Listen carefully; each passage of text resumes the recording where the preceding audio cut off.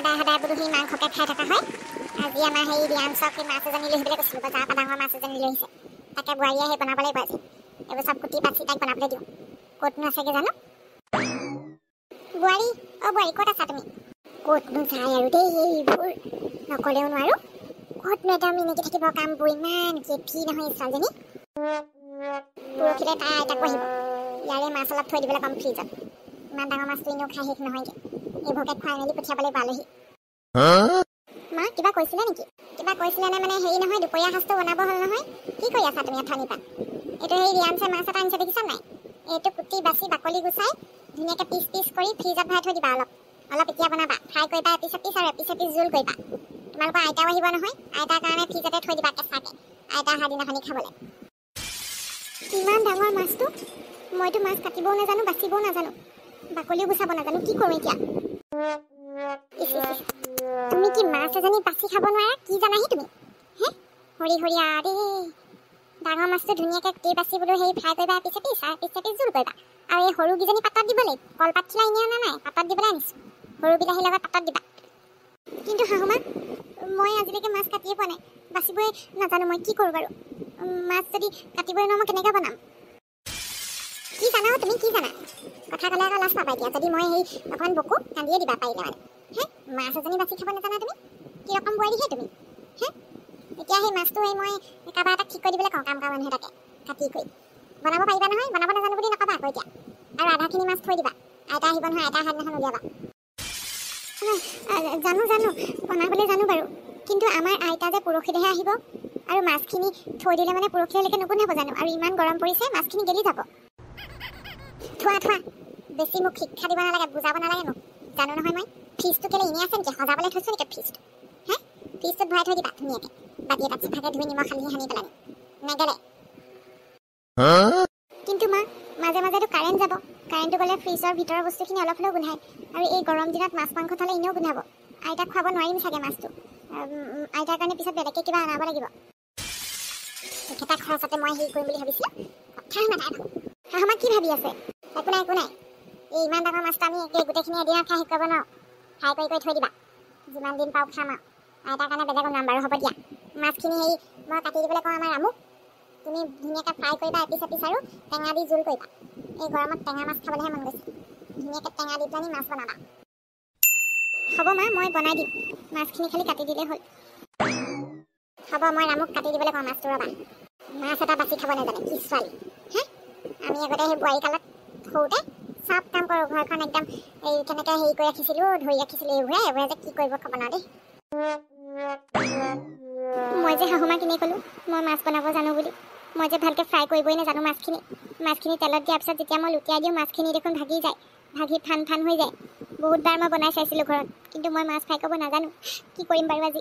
মই যদি মাছ ফ্ৰাই কৰিব নাজানো বুলি ক'লেহেঁতেন, শাহুমায়ে মোক আৰু বকিলেহেঁতেন, কি ক'লেহেঁতেন ঠিক নাই। সেইকাৰণে মই মিছা কথাই কৈ দিলোঁ। আৰু পাতত দিবতো মই আৰু নাজানো, কেনেকৈনো পাতত দিয়ে মই দেখিয়ে পোৱা নাই আজিলৈকে। আৰু মই তেনেকুৱা মাছ খায়ো ভাল নাপাওঁ, গোন্ধ পাওঁ কিবা। কেনেকৈনো বনাওঁ এই খোপা, কি যে হ'ব আৰু দেই।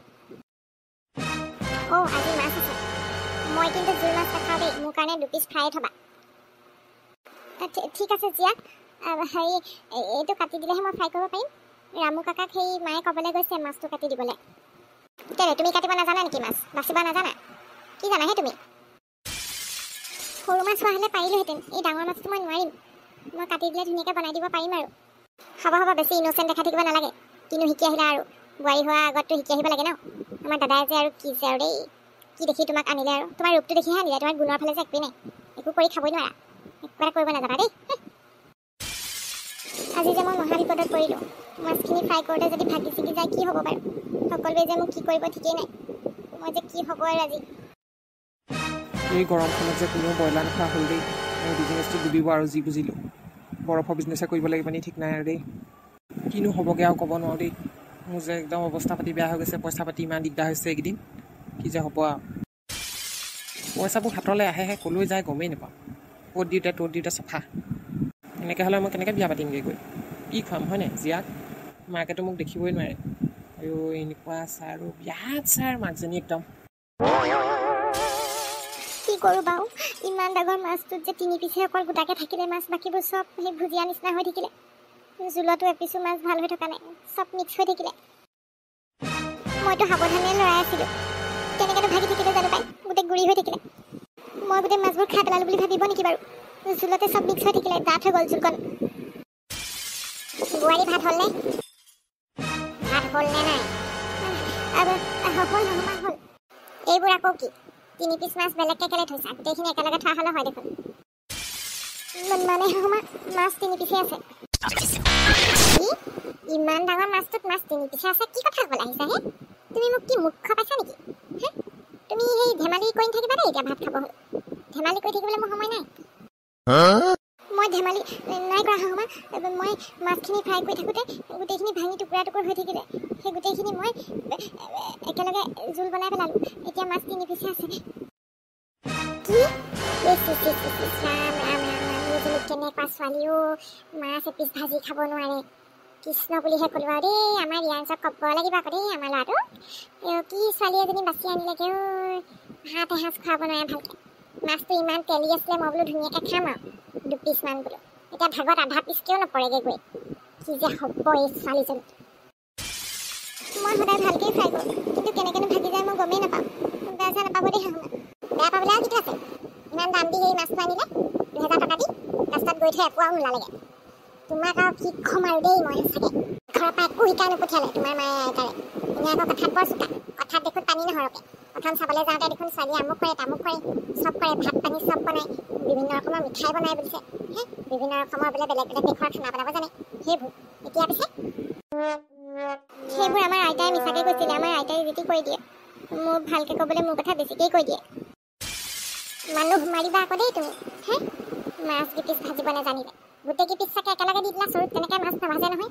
তেল অকণমান সৰহকৈ দি কম কমকৈ ভাজে, 4 পিচকৈ।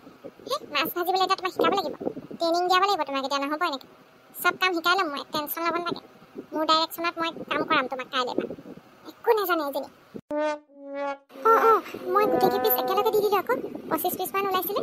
কেৰাহীটো ডাঙৰে আছিলে বুলি দি দিওঁ একেলগে। সেই বুলি ভাবিহে দি দিলোঁ। কিন্তু দি দিয়াৰ পিছতে অলপ দেৰি পিছতে দেখোন লৰাটোতে ভাগি থাকিল। হৰিয়া দেই, মই আৰু কৃষ্ণহে বুলিলোঁ আৰু। তেনেকৈনো মাছ ভাজেনে বাৰু? 25 পিচ মাছ একেলগে দি দিছা। তুমি মানুহ মাৰি দিবা, জীয়াই মাৰিবা তুমি মানুহ দেই।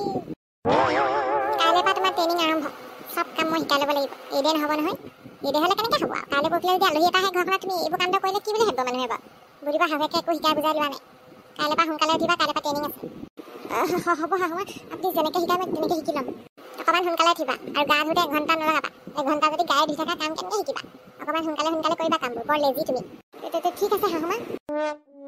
এতিয়া ভাত কৰা, ভাত আৰু এপিচ এপিচ হেৰি নপৰে নহয়। এতিয়া ভাঙি অকণমান দি দিয়া মাছ আৰু নাকত দিওঁ চবেই অকণ। এই গোন্ধতকৈ লওঁ মাছৰ। একদম দেই, মই নিজেই ভাত বনাই ভাল আছিলে। পাৰিছোঁ শাহুমা, পাৰিছোঁ। এতিয়া এটা কাম কৰা, এই ফ্ৰাই মাছ কিপিচ সৰু সৰুকৈ ভাঙি পেলানি, তাতে পিঁয়াজ এটা কুটি দিয়া, তাৰপিছত নিমখ তেল দি পেলাই সানি দিয়া। মাছত টিকাকৈ খাই দিবা। কৰিছোঁ। ৰন্ধকখন এইজনী আমাৰ নবৈ দেই, নবৈ। এইখন কৈছেহি আহি পেলানি। তাকে বোলো কাইলৈ পৰা এইবোৰ কাম শিকাব লাগিব বোলো। আপোনালোকে যদি আমাৰ খণ্ডবিলাক চাই ভাল পাইছে, লাইক কৰি কমেণ্ট কৰিব নাপাহৰিব।